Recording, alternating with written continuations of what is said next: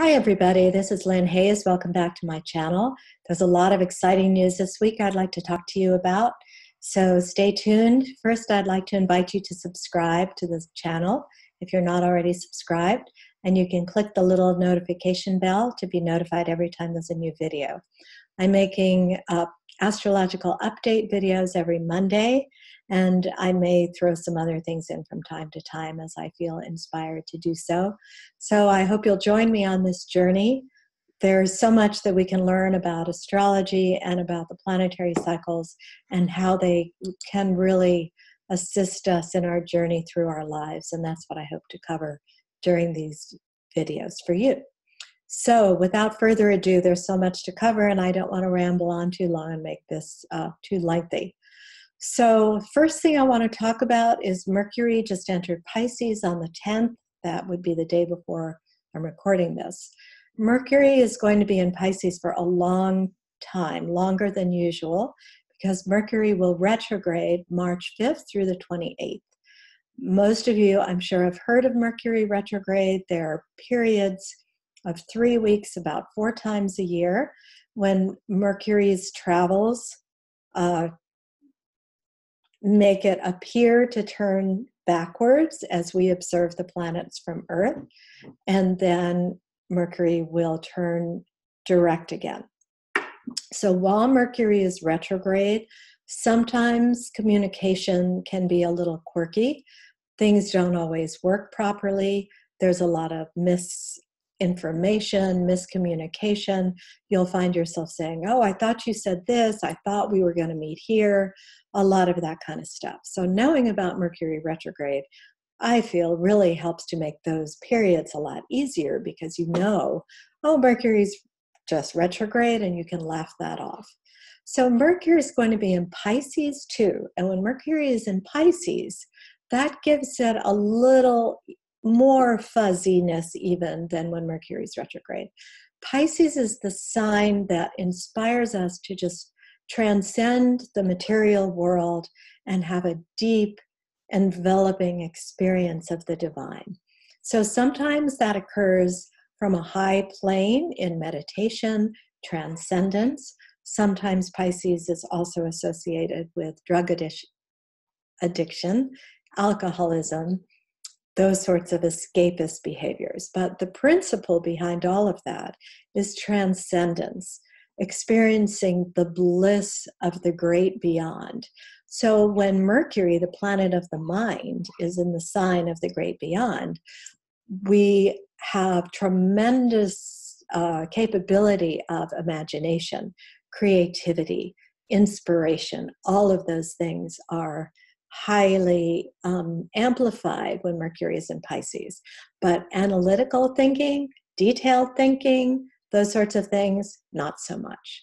So being prepared for this will probably help you if you have to write a big paper or do a presentation. Just know you're likely to be a little fuzzier. If you're a person who tends to be fuzzy anyway, this could work to your advantage, because people who have a lot of Pisces, who have a lot of Neptune, they tend to work through their intuition all the time. But in any case, just be aware of that. Over the next few days, Mars is going to be moving into an alignment with Uranus.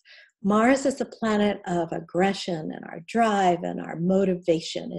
It's assertive, it's fiery. And Uranus is an outer planet. It's a transformational force. Uranus urges us to break out of restriction. It's the planet of radical change and revolution. So when the planet of aggression meets the planet of revolution, you can just imagine that things are going to be a little explosive. Now, Mars moves pretty quickly, so its planetary cycles last only for a few days. But if you are a person who is pretty stable, very earthy, doesn't like a lot of excitement, you might feel a little rattled under this alignment. There's an opposition, which is a 180-degree angle from the asteroid Pallas at this time. And I don't often talk about the asteroids because then these videos would be an hour long, and a lot of you don't have the time to sit through that.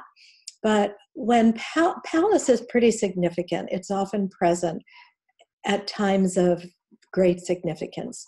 Pallas Athena was the virgin goddess, and she was born out of Zeus's head. So she's part of this archetype of creative intelligence and wisdom that we just download. It's not through book learning. We just inherit it from multidimensional levels of wisdom. So in any case, with Pallas involved here, I believe that there will be the potential for a real download of insight during this period. So again, this is going to last from today, which is the 11th, through the 14th or maybe the 15th. By the time Mars moves into Taurus on the 14th, things are going to start to stabilize a little bit more. Mars is not super happy in Taurus. Taurus is a sign of stability. It's very earthbound. Under the influence of Taurus, the planets tend to be very strong and powerful, but not really comfortable with change. And Mars is a planet that likes to keep moving. So when Mars is in Taurus, it can be a little frustrating to try to get things moving. Mars will be in Taurus through the end of March. But it will kind of soften some of this wild energy that we've had last week. Mars made a square to Pluto. This week, Mars is transiting over Uranus. And so there's been a lot of fire.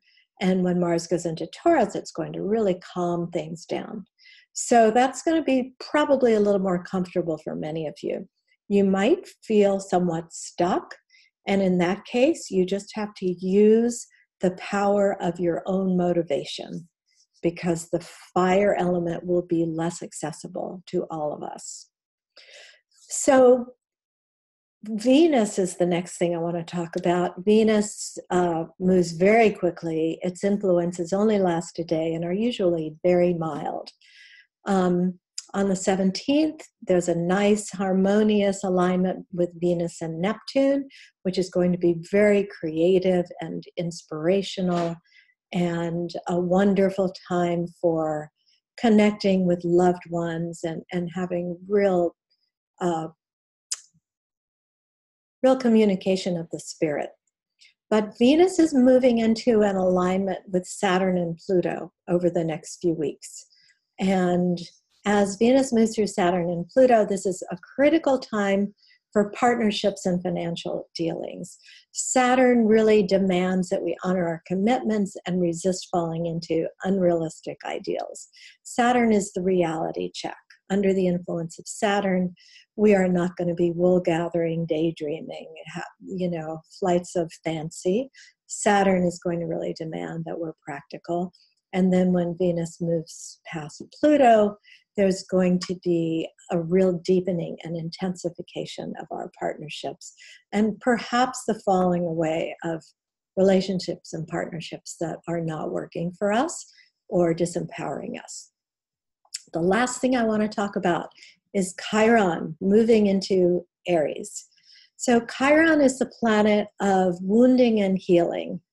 I'm going to post a link to a couple of articles, one being an overview of Chiron, if Chiron is new to you, and one being an article that really goes into detail about Chiron and Aries.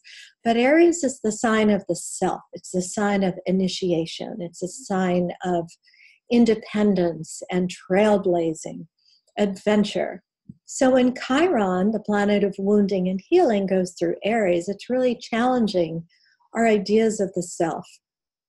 Chiron is in Aries longer than any other sign. So it's going to be in Aries for quite a while. This could be difficult for people who have planets in Aries or Libra or Cancer or Capricorn, the cardinal signs. Sometime over the next, I can't remember exactly how many years, but quite a few years, and I'll be talking more about that.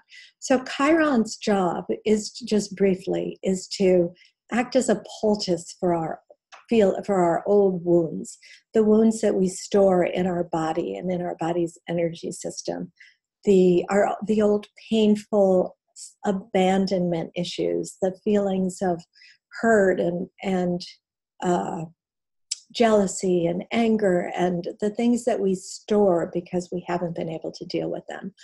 Chiron comes in and says, here are these feelings. I am bringing them up for you. I invite you to look at them, explore them, work through them, and then release them. So that's really what Chiron is all about. And in Aries, Chiron is pursuing an exhaustive investigation of the self. So we'll be talking more about that over time. That is the main news of this week. I hope that you've enjoyed it. Please don't forget to subscribe. You can also join me on Facebook. I'll post all those links, and I'll look forward to seeing you next week. Thanks so much.